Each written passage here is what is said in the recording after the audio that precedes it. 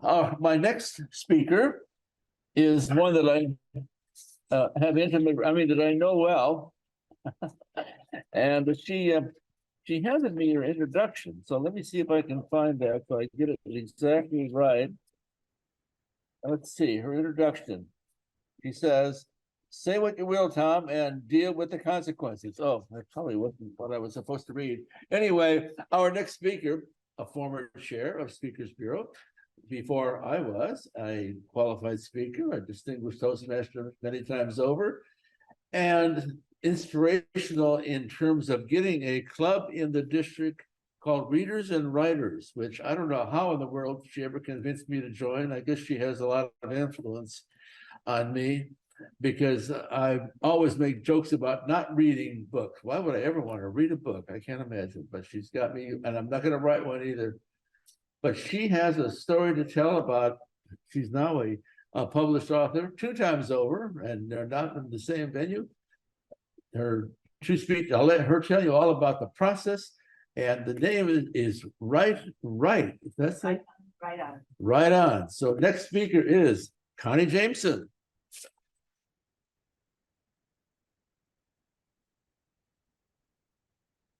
We still shake hands.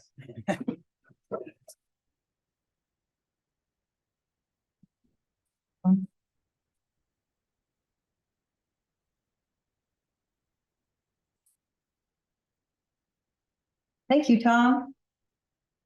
Are you, well, I know you're not. Are you a published author?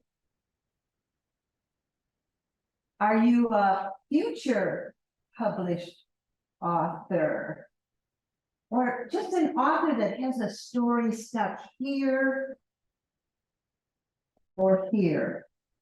Tonight, I want to share with you how important your written words are for you, for others, and perhaps even the world. Imagine a book club.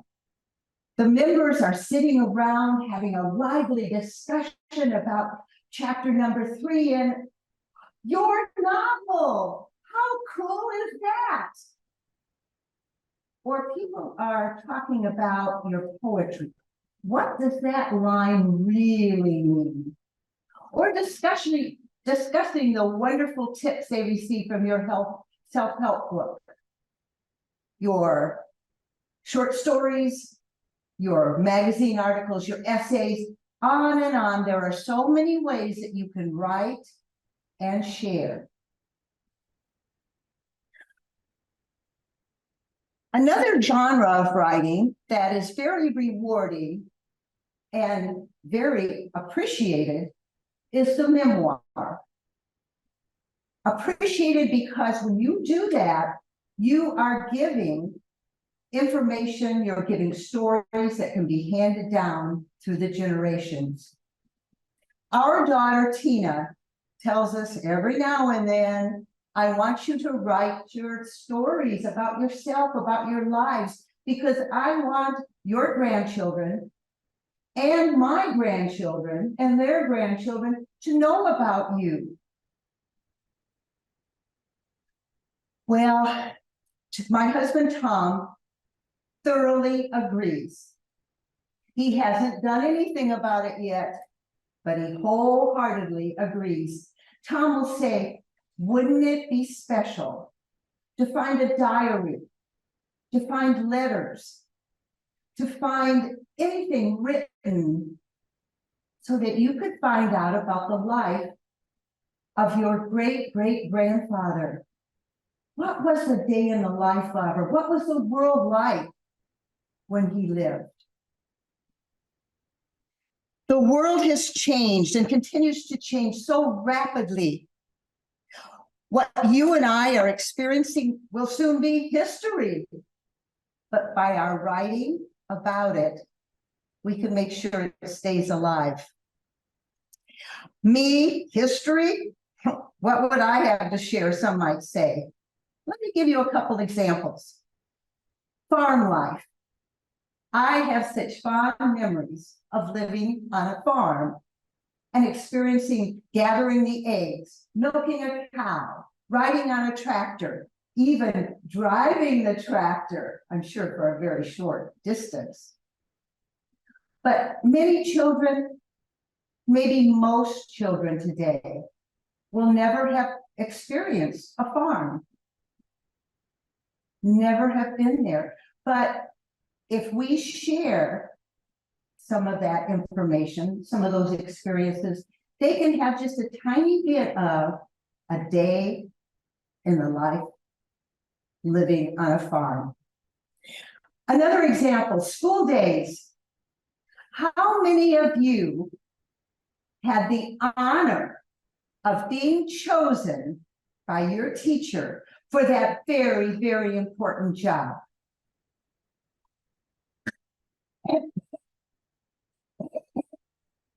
Cleaning the chalkboard erasers, or should I say blackboard erasers. Unfortunately, we have lost connections between the generations. We do not have the get-togethers of the families. We do not have children just being able to listen into those neighbors or those relatives sitting around and just swapping stories. Stories that you write down and say, funny stories, heartfelt stories of people, places, experiences. Telling what happens in your family, your community, your world can help future generations to know more about what will be the good old days. Yes, your written words can help your history, our history, stay alive and not forgotten. Another benefit of writing for me personally, and I bet for you too, because hey, you're Toastmasters, is that those written words provide material for going out and giving presentations. Yes, we Toastmasters like to speak. Well, my first published book, Dating and Mating, Wit and Wisdom on Love and Marriage, did just that. I have done reading for my book to several groups over a period of time. And what fun to look out and see the nods, the smiles, the chuckles, and to have people tell me, your book cracked me up. Or my husband and I really liked those parts at the end that talk about long-term marriage. We could relate. What can you share? You know, I find that writing the books gives me the power of the pen. It allows me to share what I see, what I believe, what is important and meaningful to me. And one thing I like to share is that the material that I write down on paper, that I put in a book, is by and large what I observe in everyday situations. The relationships that I see out there, the humor, the touching moments. And I hope that in some small way, I can influence people to realize the importance of the everyday relationships, the little moments of life. So what will you share? What should you share? What will you share? You have experiences, you have knowledge, viewpoints, information, inspiration, words of wisdom, because you have lived your life with all its ups and downs, all its happies and sads, its dreams and disappointments. Share what you have gained with others. Travel, for example. Do you have fond memories of amazing scenery, fascinating learning experiences, interesting people with perhaps some wild and crazy situations along the way, and you wish you could go back and visit those travel sites again? Well, do it. Write about those travels. This will allow you to revisit and to take some hitchhiking readers along with you Let your writing paper be a magic carpet to travel. I love this quotation that I heard on our very last trip. Traveling. It leaves you speechless, then turns you into a storyteller. Yes, write those stories. Another example, people. Have you heard it said, boy, I wish you could have met my Uncle George. What a character. He had the funniest jokes, but he was still the sweetest guy. Well, let us meet your Uncle George or Grandma or that special neighbor, teacher, your best friend, or the kind stranger. Someone so special that that person should be remembered and shared with others. In today's world, we hear and see such negative stories about people who are mean, cruel, destructive. We need the upbeat, the positive, the Uncle George stories. Who is going to tell those much needed stories? I bet you have known inspirational people. Just telling their stories can help you make this old world a better place. Tell us. If not you, then who? There's another type of writing that I haven't yet mentioned, and it's one that I hope you will consider, and that is writing for children. Just last month, my second book was published, Twinkle Toes. It's a children's picture book, and I don't even have my copies yet. This little gray band, that is telling us that this is the one for me to check, the last minute check to see if there are any changes before it goes to print. So it is just hot off the press. I love writing children's picture books. I love telling fun stories that are enhanced by the illustrations on the pages. But perhaps you would rather write a chapter book or a young adult novel to target the upper elementary school students or the teenagers. No matter which level,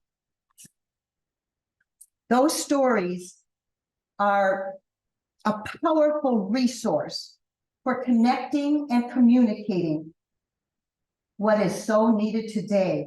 Subjects that should be addressed but are difficult to do may lend themselves to conversations about the characters and the situations in a book. For example, in my book, Twinkle Toes, Ellie the elephant loves to dance, but just can't see herself up on the stage. I read from the blurb on the back. Oh no, it is almost time for the big dance recital, and the lead dancer has been hurt. How will the show go on? Ellie the elephant knows all the moves, but she doesn't feel like a real dancer. She feels self-conscious and scared. Will she be brave enough to save the performance? In this sweet, heartwarming story, we learn the importance of hard work, practice, and being kind, both to others and ourselves. Early in the story, Ellie tells her mom, I am not a good dancer. Look at me, Mom, look at me. I'm just a chubby little elephant.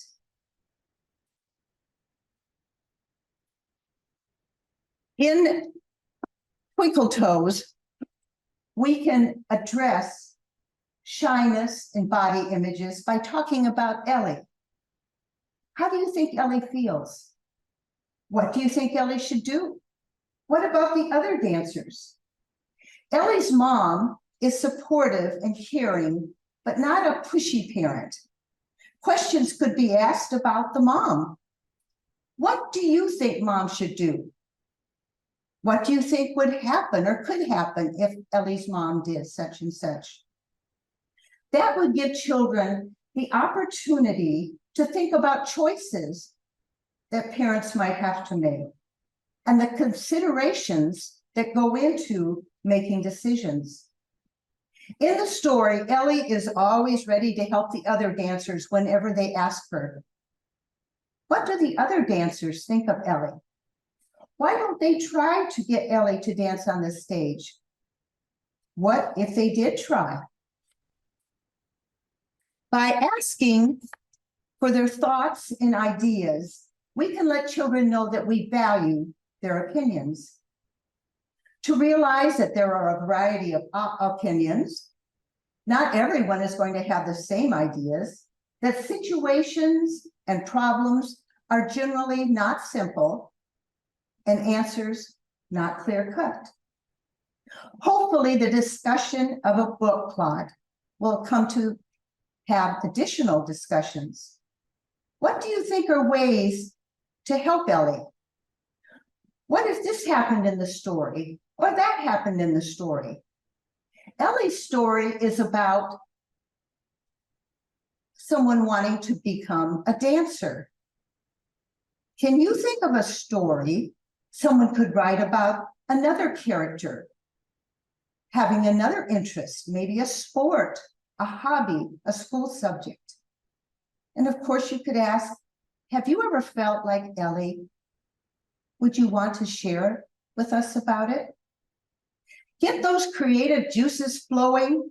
Get kids thinking about others, about feelings, about likenesses and differences, about the impact of our actions and decisions.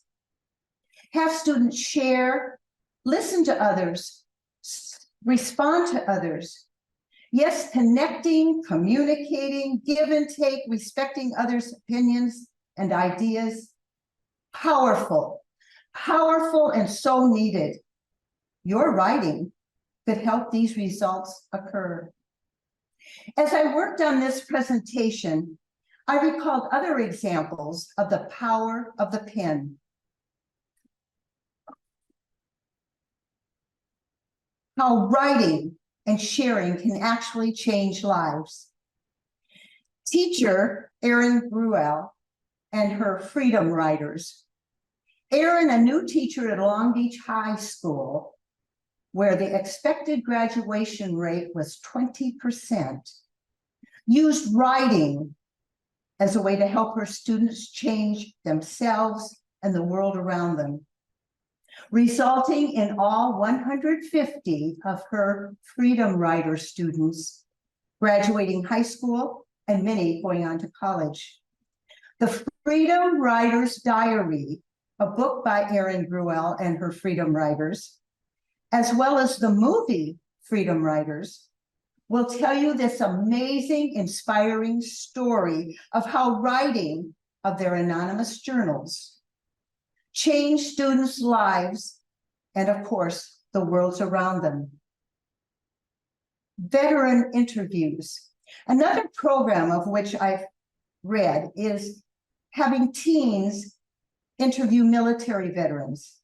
Again, I imagine that amazing results should occur by bringing these generations together, allowing teens to hear stories that they likely would not hear otherwise, and giving veterans a voice that is heard and appreciated. Building interest, caring, and understanding that would work both ways. Reading programs. Have older students read to younger students and perhaps lead discussions about the reading. Have older students mentoring younger students to help them as they try to write their first books. Younger students could practice their reading with the older students, and students could go out to present to seniors living in assisted living type facilities. The power of the pen. So many opportunities to use written words to be used for the betterment of our world. I leave you with two things. Activities you might use in your Toastmaster clubs and quotations related to writing. The activities are two that I have used in my reading and writing Toastmaster club. Wait, I think I hear an advertisement here. Yes, you do. You do indeed. And yes, it is. Come and join us at Readers and Writers, the second and fourth Tuesdays of each month from 5 to 6:30 p.m. We're on Zoom. Contact me for more details. Oh, yes, back to the activities. First one, start your table topics period with a presented writing prompt. Give members 5 minutes. They all write on that prompt, and then call on the members one by one to share the responses that they have. You will likely be impressed by the variety and the quality of the writing that is shared. Such fun to see how we all had the same word or photo, quotation, question, or whatever that we would write about, and came up with so many different and interesting responses. Number 2, call on members individually, giving each an animal character. The person is to create a story about their animal. I found it amazing, the clever stories that were shared in only 1 to 2 minutes. One example is Lyman. He was given the frog as his character. Lyman told how Henry had faced adversity in his life there in the pond, but Henry became Henry the healer because he wanted to hop around. He sought to help others by sharing and having them learn from his challenges. I wanted Lyman to finish his story so I could learn more about Henry the healer. Now, quotations. One I think of so often. Write without fear, edit without mercy. What that tells me is that we may think, oh, I could never write about that. I wouldn't have any story about that subject. Try it. Get in there, just jump in and give it a good try. You may find, wow, I've got a story here. Then edit without mercy. Keep making it better and better and better till it's ready to maybe go in a book or to be taken on the road as a presentation. Tom shared another one earlier. The message is the magic. Another, don't let the world miss out on meeting your character or your message. I think about little Ellie the elephant. If I didn't write this story, Twinkle Toes, it's a big, huge world out there. Maybe somebody would have, but probably not. And Ellie still wouldn't be the same Ellie that I created. I want people to meet sweet Ellie and learn from her. And finally, if not you, then who? So use that power of the pen and write on, Mr. Toastmaster.